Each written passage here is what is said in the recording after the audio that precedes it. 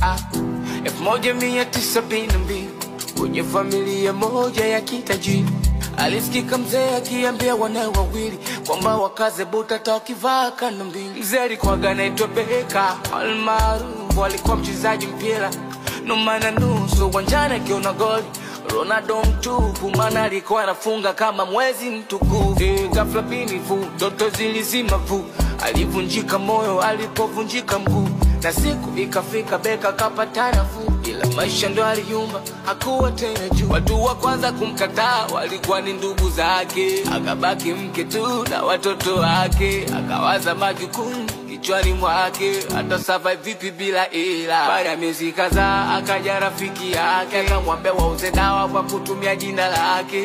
Hiyo ndo ikawa kazi mbaya zaidi kwake. Mwaka 75 Beka kaishia jela.